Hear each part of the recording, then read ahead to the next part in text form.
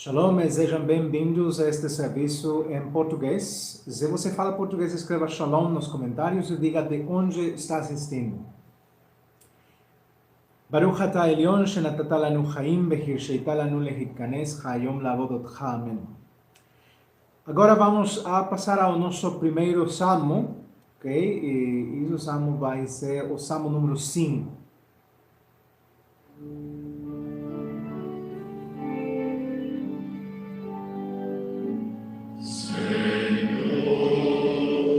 Escutai meu clamor, pela manhã vos buscarei, atendei a voz da minha dor, meu Rei, meu Deus, a vós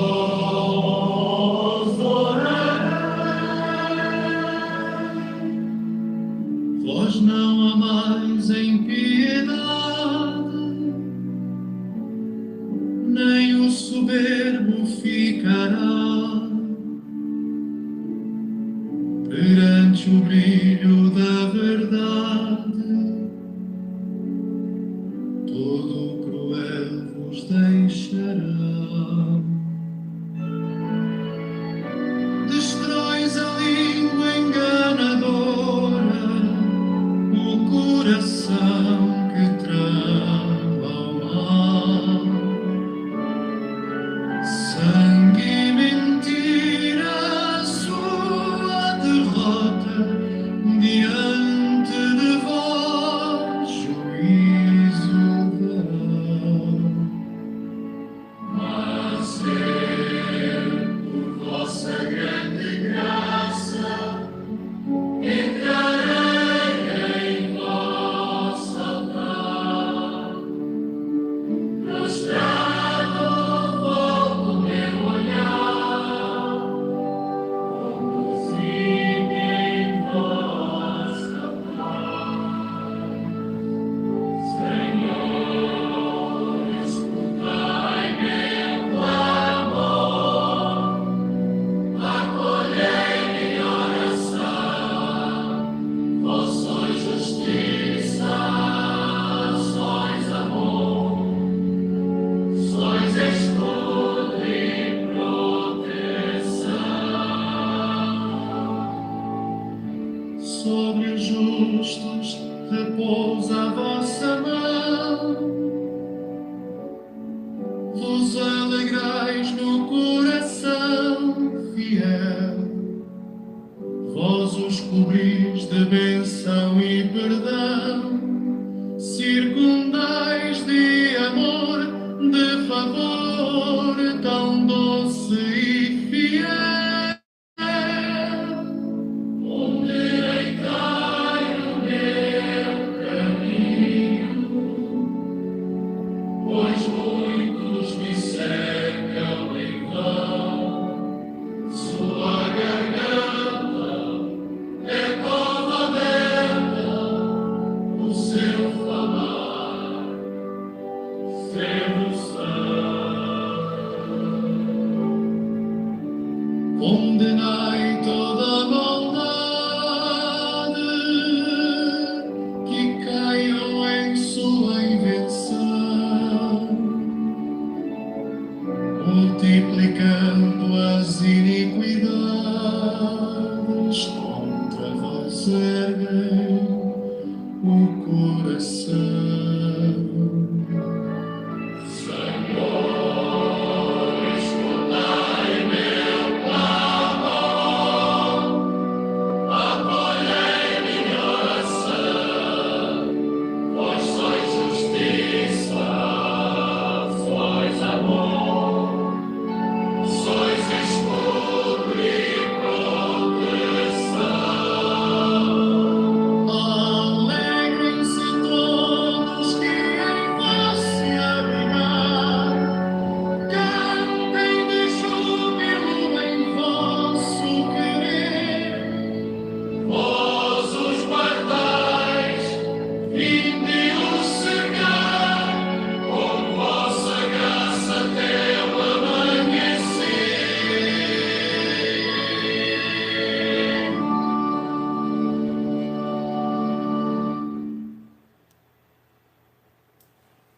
Temos aqui alguns comentários.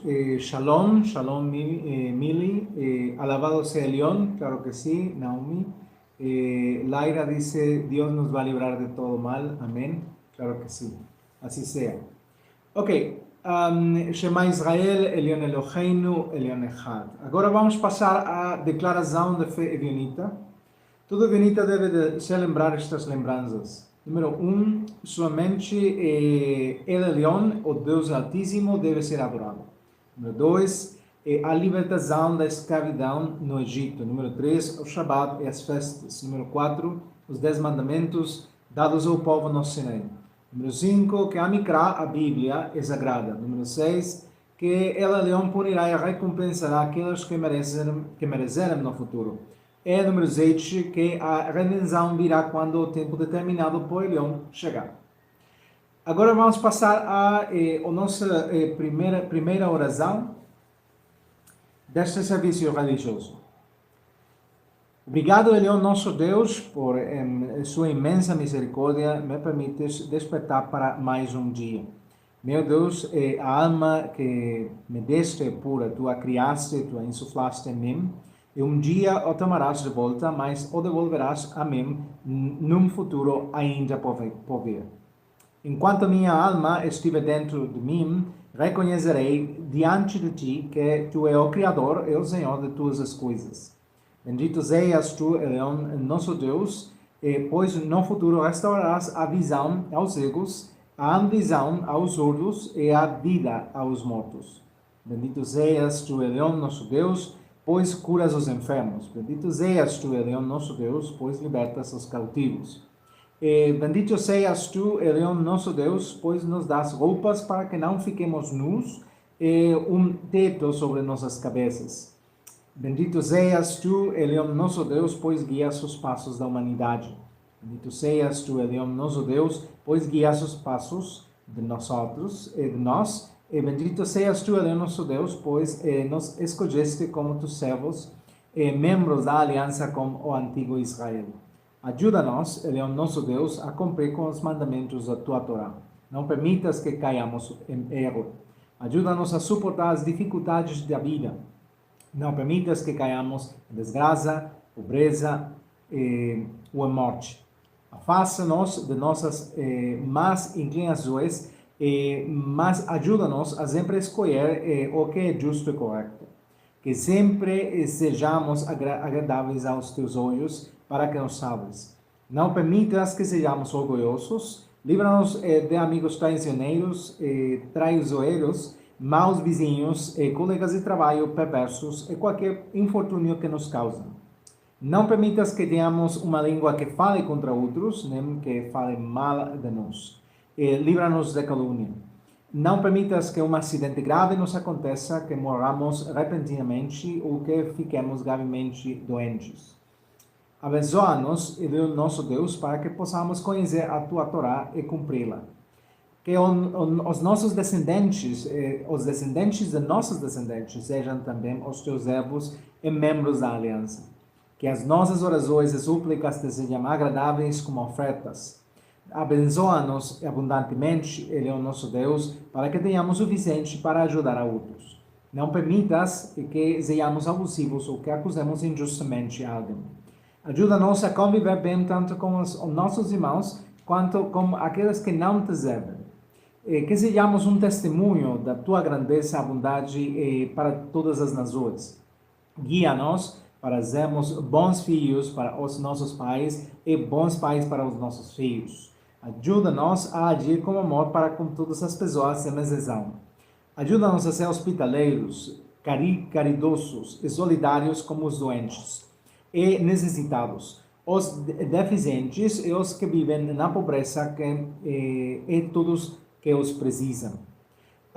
Concede-nos a tua ajuda, que pensamos ou não. Não permita que discriminemos entre mulheres e homens, entre nossa família e estranhos, entre aqueles que te adoram e aqueles que não. Entre os que pertencem ao nosso grupo étnico e os estrangeiros. Tem misericórdia de nós e esquece os nossos erros. Perdoa as nossas falhas e ajuda-nos a melhorar, não permitas que continuemos no caminho errado. Obrigado por tudo que nos dás, pelo alimento que nunca nos falta, pela saúde, pela nossa família, pela oportunidade de te conhecer e te servir. Que deuses como tu, Ele é o nosso Deus, o justo, o misericordioso, o amoroso Criador de tudo. Meus louvores são sempre para ti. Tu és santo e o teu nome é santo. Ajuda-nos para santificar as nossas vidas diante de ti.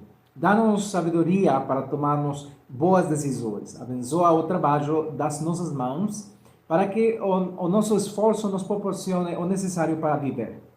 Ajuda-nos a prosperar e a viver em paz e felicidade com nossa família. Que nossos anos na terra sejam como as longas vidas dos patriarcas. Enche o mundo inteiro com a tua bondade, ajuda a toda a humanidade a conhecer-te e a servir-te. Louvado sejas, Eleon, nosso Deus. Amém. Bendito sejas tu, Eleon, nosso Deus, pois nos ordenaste de ler a Mikra. Amém. Até aqui a nossa primeira oração e agora vamos passar à leitura da Haftarah. Haftarah de Yeshayahu 33, 1 a 24. E diz assim: Ai de ti, ó destruidor, a quem ninguém destruiu, e traidor a quem ninguém traiu. Quando acabares de destruir, serás destruído. Quando acabares de trair, serás traído. Ó Senhor, tem misericórdia de nós, em ti confiamos. Seja a nossa força a cada manhã, a nossa salvação em tempos de angústia. As nações fogem ao teu trovão, os povos se dispersam diante da tua majestade. Ajuntam a pilagem como gafanhotos, amontoam como gafanhotos ajuntam. O Senhor é exaltado, habita nas alturas, encheu Zion de justiça e de retidão. A fidelidade aos teus mandamentos era a sua riqueza, a sabedoria e a devoção eram o seu triunfo, o temor do Senhor era o seu tesouro. Ousam os arielitas clamam nas ruas, os mensageiros da paz choram amargamente. As estradas estão desertas, os viajantes já não passam por elas. Uma aliança é abandonada, testemunhas são rejeitas, o homem mortal é desprezado. A terra está ressequida e definha, o Líbano está envergonhado e murcho. Sarom tornou-se um deserto, e Bazã e Camelo estão despojados de tudo. Agora me levantarei, declara o Senhor, agora me exaltarei, agora me levantarei. Vocês conceberão paia e darão à luz restolho. Meu sopro os consumirá como fogo. Os povos serão queimados como cal, como espinhos cortados que são queimados no fogo. Vocês que estão longe, ousam que eu tenho feito. E vocês que estão perto, vejam o meu poder. Os pecadores em Zion estão aterrorizados. O temor se apoderou dos ímpios. Quem dentre nós pode habitar como fogo consumidor? Quem dentre nós pode habitar como a chama eterna? Aquele que anda retamente e fala com retidão, e que detesta o ganho de desonestidade, que se reúsa a aceitar suborno, que tapa os ouvidos para não ouvir o mal, que fecha os olhos para não vê-lo. Esse habitará em segurança, tendo uma rocha inacessível como seu alto refúgio, seu pão já será provido e sua água garantida. Quando seus olhos contemplarem o rei em sua formosura, quando admirarem toda a terra ao redor, e sua garganta murmurará em angústia. Onde está aquele que mediu? Onde está aquele que pesou? Onde está aquele que contou todas essas torres? Mas vocês não verão mais aquele povo bárbaro, aquele povo cuja fala é difícil de entender, que balbucia em uma língua incompreensível. E quando olharem para Zion, a cidade das nossas assembleias, os seus olhos verão Jerusalém como uma morada segura, uma tenda que jamais será desmontada. cujas estacas jamais serão arrancadas, nem cujas cordas jamais serão quebradas. Pois ali o Senhor, em sua grandeza, será para nós como uma terra de rios largos, onde nenhum barco a remo poderá navegar, nem nenhum navio poderoso poderá navegar. Suas cordas estão frusas, seus mastros não podem ser fechados, suas velas não podem ser izadas. Pois o Senhor será o nosso juiz, o Senhor será o nosso legislador, o Senhor será o nosso rei, Ele nos livrará. Então, haverá muitos despojos e até cujos se apoderarão dos despojos. Ninguém que ali habitará dirá, estou doente, será habitada por um povo cujos pecados terão sido perdoados. Bendito sejas tu, Ele é o nosso Deus, porque nos ordenaste de ler a Micra. Amém. Antes de passar a dar já a explicação, temos aqui um comentário. Quero te contar que desde que comecei a te ouvir, minha vida melhorou tanto, a ponto de eu ter usado o Google Tradutor para te contar. Ok, muito obrigado. É um prazer que a sua vida tenha trocado muito. Isso é o ponto de questo serviço religioso em diferentes línguas, que a vida das pessoas podem trocar para bem. Ok, muito obrigado por teu comentário. Agora vamos passar a derachar a explicação de Isaías 33, 1 a 24. Quando a traição se esgota e a justiça aprende a habitar. Amigos, Isaías 33 começa como uma advertência direta. Ai de ti, destruidor, que não foste destruído, traído, a quem ninguém traiu. Linguisticamente, o profeta emprega um paralelismo preciso que não apenas acusa, mas também desenmascara um ciclo moral. Aqueles que vivem da pilhagem acreditam controlar o tempo, mas o tempo, em última análise, revela a verdade. De uma perspectiva teológica evionita, esta não é uma profecia de vingança, mas da responsabilidade. A história não é neutra, ela responde à ética.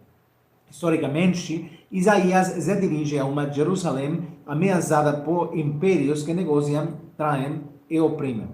Mas o texto não se limita à geopolítica. Psicologicamente devastador também é uma figura interior.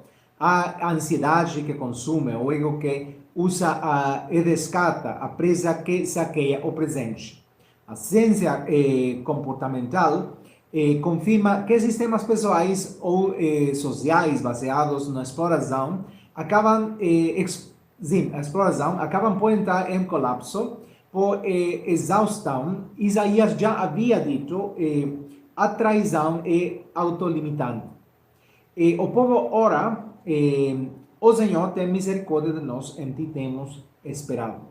Al achar, essa espera não é passividade. Esperar na Torá significa ordenar a própria vida segundo o bem confiado.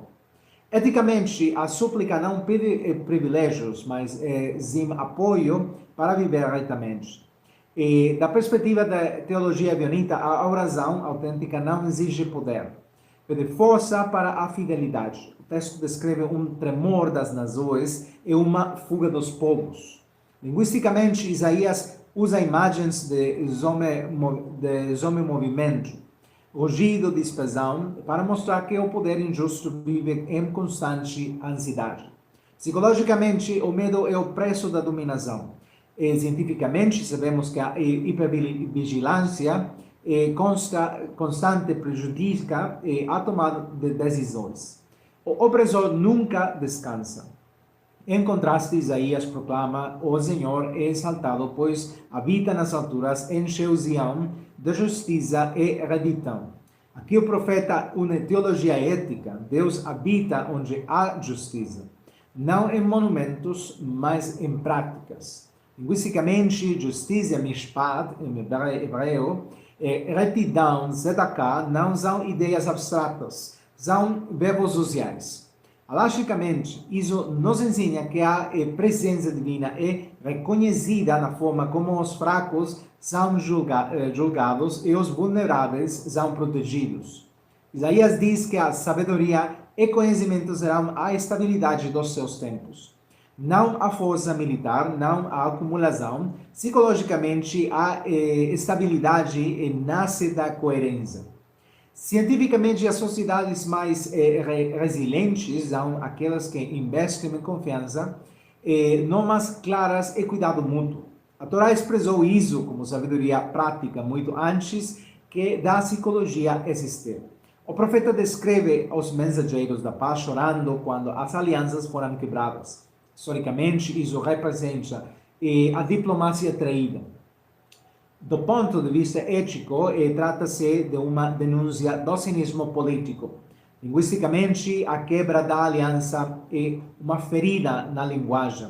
Quando as palavras perdem seu valor, a violência toma o seu lugar.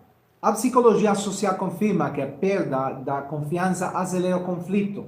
A paz começa com o cumprimento da palavra. Então, Isaías levanta uma questão que transcende gerações. Quem dentre nós pode habitar como fogo consumidor? Não se trata de medo místico, mas de integridade moral. A resposta não fala de rituais, mas de conduta.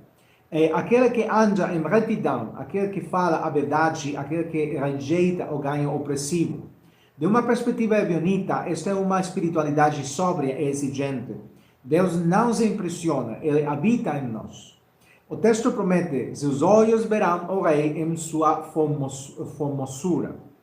Linguisticamente, formosura não é estética vazia, é ordem harmoniosa. Teologicamente, rei não um tirano carismático, mas a soberania do bem.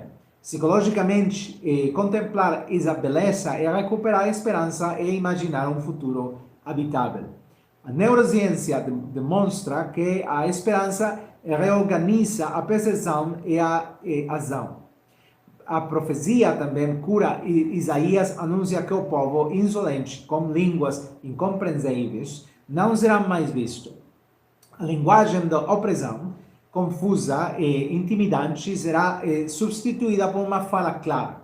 Eticamente, isso é cura. Quando a comunicação é purificada, a comunidade respira.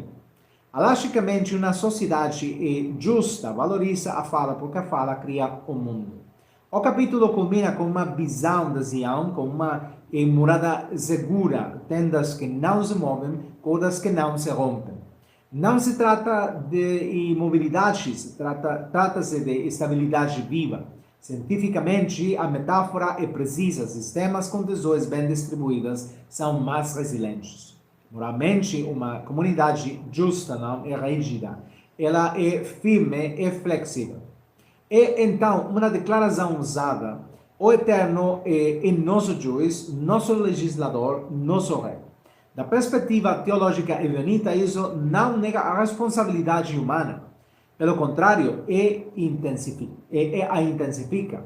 Deus, como juiz, não substitui a ética. Ele a estabelece. Como legislador, ele não oprime, ele guia. Como rei, ele não domina, ele protege. Ao final, é profundamente humano. Ninguém dirá aos habitantes: estou doente. Os pecados do povo que ali vive serão perdoados. Psicologicamente e cientificamente, a culpa crônica é adoecedora. A justiça restaurativa cura. Isaías nos ensina que o perdão social e saúde estão conectados. Amigos, Isaías 33 nos convida a deixar de lado a traição, a escolher a palavra fiel, a construir estabilidade sobre a justiça. Lembra-nos que o fogo de Deus não destrói os justos, mas os purifica. Que a beleza do reino não é imposta, mas vivida. E que uma comunidade que anda na verdade pode habitar em segurança, mesmo em tempos incertos. Que possamos estar entre aqueles que andam retamente, falam a verdade e fazem da justiça a sua morada. Ken Yehi Ratson. Até aqui é a nossa derachá do capítulo 33 do livro profético de Isaías. Agora vamos passar à oração intermédia. Agradeço-te as manhãs, todas as manhãs, nosso Deus, porque me abençoares com mais um dia de vida. Agradeço-te pelas roupas que colocas em meu corpo para que eu não sinta frio. Tu sempre cuidas de mim. Agradeço-te todas as manhãs pela luz, pelo fato de estar vivo. Agradeço-te pelo pão que colocas em minha mesa para que eu não tenha fome, para que eu não conheça o dor. Agradeço-te pelos meus incontáveis sorrisos, pelas minhas habilidades, as minhas experiências. Quero que saibas que sou sempre grato. Louvarei o teu poderoso nome, Ele é o nosso Deus. Entrego-te a minha vida, o meu coração e a minha gratidão. Agradeço-te todas as manhãs pela minha força, pelo meu pai e pela minha mãe. Agradeço-te pela chuva que cai sobre os meus campos e pelos meus entes queridos. Louvado seja Ele, nosso Deus, para sempre. Amém.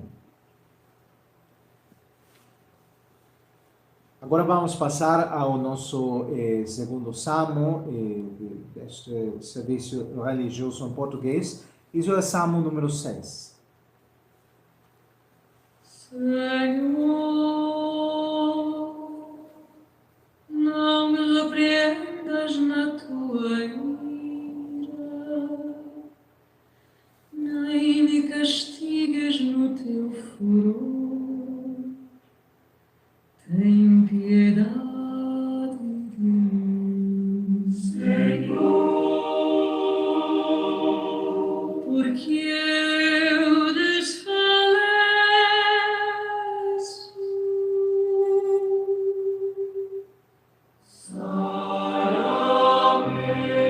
Senhor, porque se abalam os meus ossos,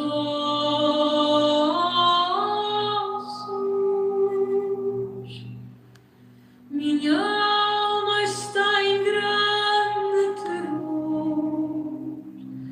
Até quando? Senhor, até quando?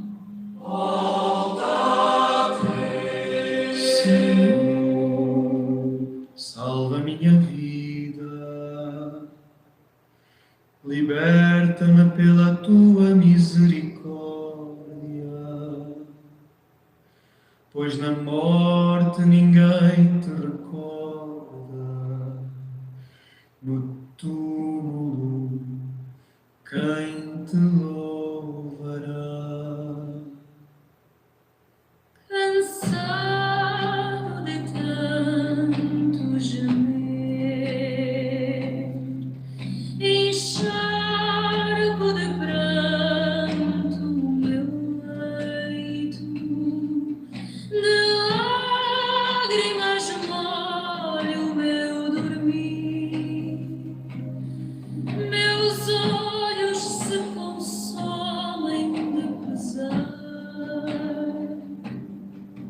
Por causa de todos os meus opressores,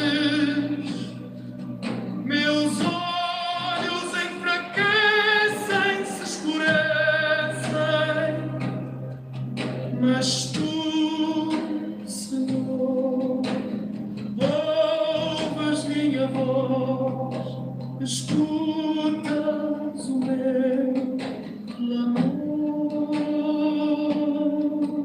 O Senhor ouviu a minha súplica, o Senhor acolheu a minha oração.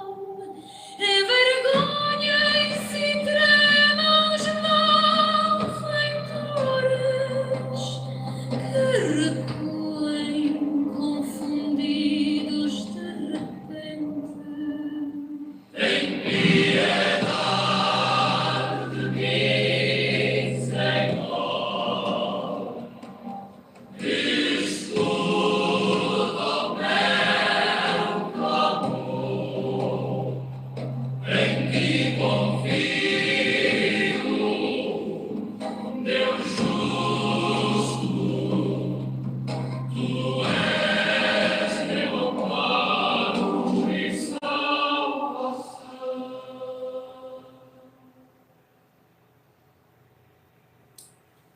Bendito sejas tu, Deus nosso Deus, que nos ordenaste ler o Mikra.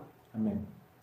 Agora passemos a Haftarah Mordechai 5, 1 a 43. E diz assim: Eles atravessaram o lago e foram para a região dos Gadarenos. Assim que Jesus saiu do barco, homem com um espírito impuro veio dos túmulos ao seu encontro. Este homem vivia entre os túmulos e ninguém conseguia prendê-lo, nem mesmo com correntes. Pois ele já havia sido preso com grilhões e correntes, mas quebrava as correntes e despedaçava os grilhões, e ninguém conseguia subjugá-lo. Dia e noite ele permanecia entre os túmulos e nos montes, gritando e ferindo-se com pedras. Quando viu Jesus de longe, correu e o adorou, e gritou em alta voz: Quem queres de mim, Jesus, filho do Deus Altíssimo? Suplico-te, por Deus, que não me atormentes. Pois Jesus lhe dizia: Saia deste homem, espírito imundo. Jesus lhe perguntou: Qual é o seu nome? Ele respondeu: Meu nome é Legião, porque somos muitos. Então Jesus lhe suplicou insistentemente que não os enviasse para fora daquela região. Ora, uma grande manada de porcos pastava nos montes próximos. E eles lhe suplicaram: Manda-nos para o meio dos porcos, para que entremos neles. Jesus lhes deu permissão, e os espíritos imundos saíram e entraram nos porcos, e a manada, cerca de 2.000 porcos, precipitou-se do alto do barranco para dentro do mar e se afogou. Os que cuidavam dos porcos fugiram e contaram o ocorrido na cidade e nos campos, e as pessoas saíram para ver o que havia acontecido. Quando chegaram ao lugar onde Jesus estava, viram o homem endemoniado, que havia estado com a legião, sentado ali, vestido em perfeito juízo, e ficaram com medo. Os que tinham visto tudo contaram-lhes o que acontecera ao homem endemoniado e aos porcos, e começaram a suplicar-lhe que se retirasse daquela região. Quando Jesus estava prestes a entrar no barco, ao homem que fora endemoniado, suplicou-lhe que o deixasse ir com ele. Mas Jesus não o permitiu e disse-lhe: Vá para casa, para sua família, e conte-lhes tudo o que Deus fez por você e como teve misericórdia de você. Então, ele foi e começou a anunciar em Decápolis tudo o que Jesus já havia feito, e todos ficaram admirados. Depois que Jesus atravessou novamente o barco para o outro lado do mar, uma grande multidão se reuniu ao seu redor enquanto ele estava à beira-mar. Então veio um dos chefes da sinagoga chamado Jair. Quando o viu, prostrou-se a seus pés e suplicou-lhe com insistência: Minha filhinha está morrendo. Venha, por favor, e ponha as mãos sobre ela para que seja curada e viva. Jesus foi com ele e uma grande multidão o seguia e o apertava. Chegou uma mulher que sofria de hemorragia havia 12 anos. Ela havia sofrido muito nas mãos dos muitos médicos e gastou tudo o que tinha, mas não melhorava, pelo contrário, piorava. Quando ouviu falar de Jesus, aproximou-se dele por trás, no meio da multidão, e tocou em sua capa, pois pensava: se eu apenas tocar em sua capa, serei curada. Imediatamente a hemorragia cessou e ela sentiu em seu corpo que estava curada da sua enfermidade. Logo Jesus, percebendo em si mesmo que dele saía poder, voltou-se para a multidão e perguntou: Quem tocou em minha capa? Os seus discípulos disseram-lhe: Vês a multidão que te aperta e perguntas: Quem me tocou? Mas ele, olhando ao redor, procurava saber quem o tinha feito. Então a mulher, sabendo que o que lhe tinha acontecido, aproximou-se e tremia do medo e contou-lhe toda a verdade. Ele disse-lhe: Filha, a tua fé te curou. Vai em paz e fica livre do teu sofrimento. Enquanto ele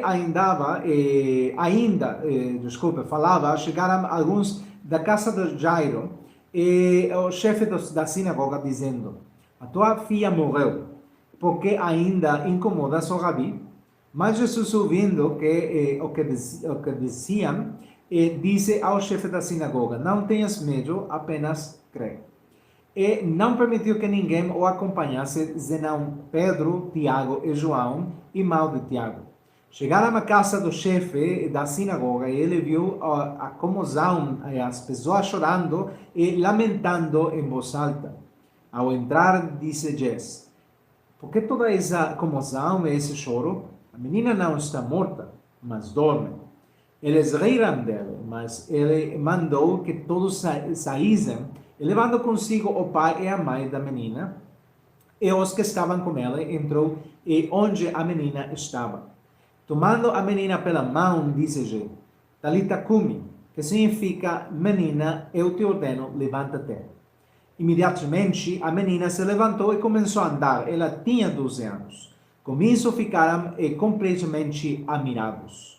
Ele ordenou-lhes expressamente que não contassem a ninguém o que havia acontecido e mandou que lhe dessem algo para comer.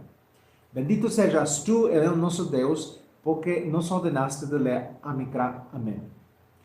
Agora vamos passar a derachá, a explicação de Marcos 5, 1 a 43. Marcos 5 é um dos capítulos mais intensos e humanos do Evangelho.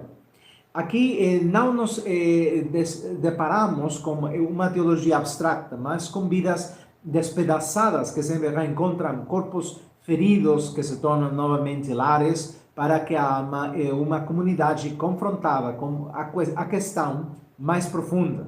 O que fazemos quando a vida retorna ao lugar onde nos acostamos com a morte? De uma perspectiva bionita, este capítulo não exalta o poder sobrenatural como um espetáculo, mas revela o compromisso de Deus com os pobres, os marginados, os impuros e os esquisitos. Yehoshua não age como um realizador de milagres, distante, mas como um servo fiel à vontade do Eterno, profundamente enraizado na ética da Torá. O endemoniado é de graça quando uma pessoa deixa de ser pessoa. A história começa como território gentil. Historicamente, graça representa um mundo fora de Israel, um espaço percebido como impuro. Ali um homem vive entre os túmulos. Linguisticamente, o texto enfatiza sua desumanização. Ele não tem nome, não tem lar, não tem laços e apenas correntes quebradas e gritos. Psicologicamente, uma descrição angustiante do que hoje chamaríamos de trauma severo, uma identidade fragmentada. De uma perspectiva haláshica, viver entre túmulos implica impureza ritual constante, mas Yehoshua, o Mestre Jesus, não se afasta. Eticamente, isso é fundamental. A santidade bíblica não foge do sofrimento, mas enfrenta para restaurar. De uma leitura bonita, esse ato não viola a Torá, ele a cumpre. Esse é o espírito mais profundo, restaurar a dignidade humana. A legião não é apenas um símbolo espiritual. Historicamente, a palavra se refere ao exército romano. Linguisticamente e politicamente, o texto sugere que existem forças internas e externas que oprimem, fragmentam e dominam. As ciências sociais reconhecem que a violência estrutural deixa profundas cicatrizes psicológicas. A Torá sabia disso e a opressão sempre adoece. Quando o homem é curado, ele é visto sentado, vestido em perfeito juízo. Há 3 verbos que indicam a restauração total, física, mental e social. Mas a reação do povo é o medo. Eticamente, isso é desconfortável, mas real. A comunidade, às vezes, prefere a miséria familiar que uma cura que exige mudança. A perda dos poucos pesa mais do que a vida restaurada. O texto nos confronta com uma questão moral. O que valorizamos mais, a economia ou a pessoa? Yehoshua não se impõe, ele respeita a rejeição. Mas ele envia o homem de volta para casa como testemunha. De uma perspectiva bonita, o testemunho não é pregação doutrinária, mas uma vida transformada dentro de seu próprio contexto. A mulher com a hemorragia quando a fé penetra o medo. A história se entrelaça com a história de uma mulher que esteve ritualmente impura por 12 anos. Do ponto de vista de Alachá, essa mulher estava excluída do contato social e religioso. Psicologicamente, ela vivia em isolamento crônico. Cientificamente, sabemos agora que doenças prolongadas, aliadas à rejeição social, geram desesperança e profunda exaustão emocional. Ela não pergunta, não fala, não exige, apenas toca. Linguisticamente, o verbo usado implica um contato deliberado, corregado de intenção. Não é superstição, é confiança ativa. Da perspectiva da teologia evionita, a fé não é mágica, é coragem e humildade. Quando Rabi Yehoshua pergunta quem me tocou, não é ignorância, eticamente é um ato de reconhecimento. Ela não quer uma cura anônima, mas uma restauração relacional. Ao chamá-la da filha, Yehoshua restaura sua identidade, sua família e seu lugar na comunidade israelita. A Alachá encontra sua plenitude aqui quando apenas a impureza cessa, como a dignidade é restaurada. A filha de Jairo, quando a esperança se recusa a morrer. Enquanto isso, Jairo recebe a notícia, sua filha morreu. Psicologicamente, o texto é o completo colapso da esperança. Mas Jesus profere uma frase breve, porém profunda. Não tenha medo, apenas creia. Linguisticamente, crer aqui não significa aceitar uma doutrina, mas permanecer fiel à vida mesmo, quando tudo parece perdido. Jesus entra na casa, pega a menina pela mão, outro gesto problemático do ponto de vista alástico, e diz, Talita cumi. Em aramaico, preservado não é acidental, é íntimo, interno, cotidiano, não uma fórmula ritual, é uma palavra de lar. Menina, levanta-te. Cientificamente, o contato e a voz familiar são fundamentais nos processos de recuperação. O texto bíblico intui isso com surpreendente precisão. A menina se levanta, Jesus pede algo para comer. Ética é praticamente esse detalhe essencial. A espiritualidade que não se atenta ao cotidiano é incompleta. A vida restaurada precisa de alimento, cuidado e tempo. Amigos, Marcos 5 revela um padrão claro. Deus não age à distância, mas do perto. Ele não restaura apenas corpos, mas pessoas dentro de comunidades. De uma perspectiva evionita, este capítulo proclama que uma verdadeira autoridade espiritual não domina, exclui ou humilha. Ela serve, restaura e devolve a voz. A ciência moderna confirma o que este texto proclama espiritualmente. A cura holística ocorre quando o corpo, mente e conexão e significado se unem.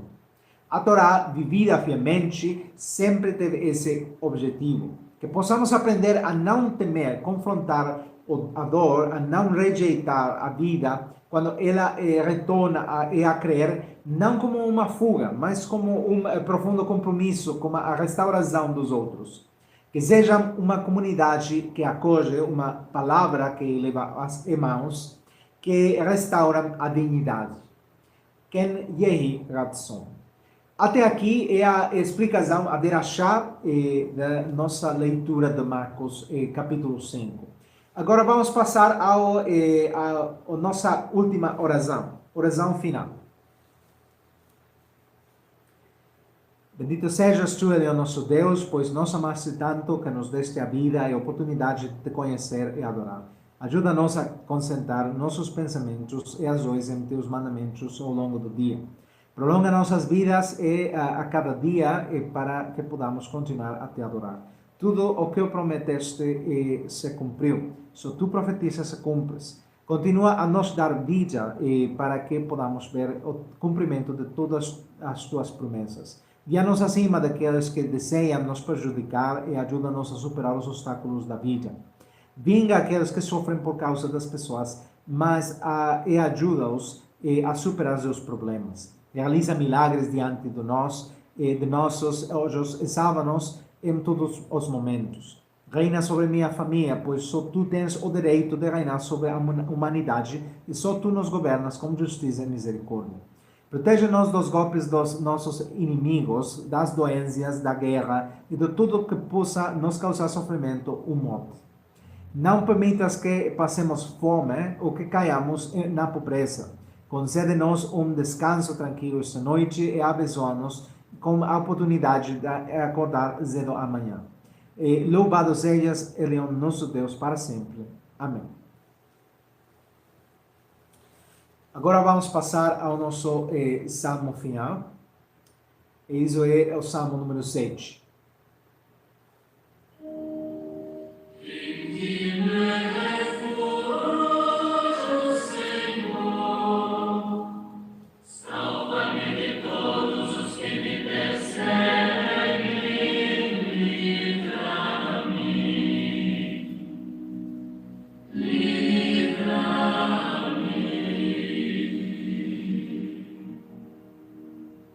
Se eu fiz o mal, se a injustiça em minhas mãos, se paguei com dano a quem vivia em paz comigo.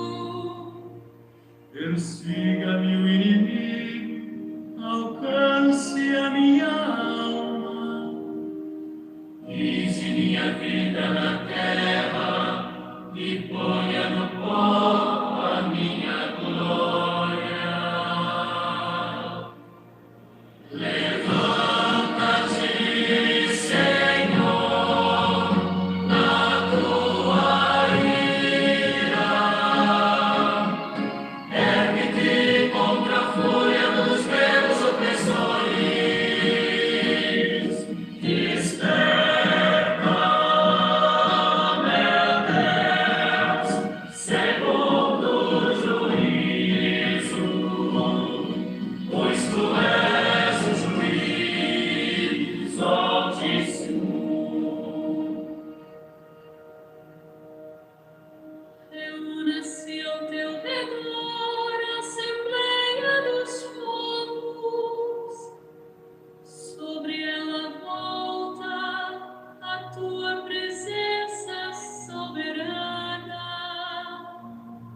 O Senhor julga os povos, julga-me. Senhor, segundo a minha justiça, conforme a integridade que está em mim diante de ti. Levanta-te, Senhor, da tua ira. Ergue-te contra a fúria dos meus opressores. Desperta, meu Deus, segundo o juízo, pois tu és o juiz altíssimo.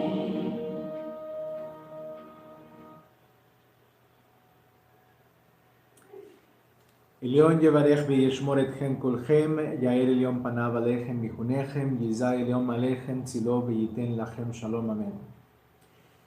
Muito obrigado por se juntar a nós neste serviço religioso para a leitura da Haftarah. Lembramos que o próximo Rosh Chodesh Adar será em 17 de fevereiro de 2026. Naquela tarde devemos celebrar tocando o shofar com uma refeição especial e recitando a oração Musaf. Convido você a se inscrever em nossos canais de mídia social para ficar por dentro de todos os nossos cultos religiosos. Este culto é transmitido simultaneamente em diversas plataformas de mídia social e encorajamos você a assistir ao nosso conteúdo gravado, curtir, comentar e compartilhar. Se você deseja nos apoiar com uma doação, pode fazê-la para a conta listada em nossas informações de conta ou entrar em contato conosco diretamente por mensagem para opções de apoio. Convido você a se juntar a nós todos os sábados às 8 horas, horário de México, para nossos cultos de adoração ao Criador. Garanto que sua semana terá uma perspectiva diferente depois de participar conosco. Permita-me fazer algumas perguntas. Se você pudesse mudar sua vida, você mudaria? Você quer agradar ao seu Criador? Você quer saber qual é o plano de Deus para você? Você quer uma vida mais plena e feliz? Você quer bem-estar para a sua família? Tudo isto está a seu alcance se você se aproximar de Deus. Por isso, convido você a se juntar a mim todos os sábados às 8 horas para o culto. Nossa comunidade evionita é formada por pessoas de diversas origens, religiões e classes sociais. Aliás, você não precisa abandonar sua religião para estar aqui todos os sábados. Todos são bem-vindos aqui. Pessoalmente, quero compartilhar com você o que eu descobri ao longo dos anos de estudo bíblico, como isso mudou a minha vida, como pode mudar a sua também. Não importa o tamanho do problema, Deus está sempre pronto para nos acolher de volta e eu estou disposto a ajudá-lo a retornar para Deus. Lembre-se de que todos somos criação de Deus e vivemos no mesmo mundo. Portanto, nenhum de nós é adversário ou inimigo. Todos somos irmãos e irmãs, como diz o Mestre Jesus. Que Deus abençoe e proteja todos vocês. Shabbat Shalom e Shavuot Tov.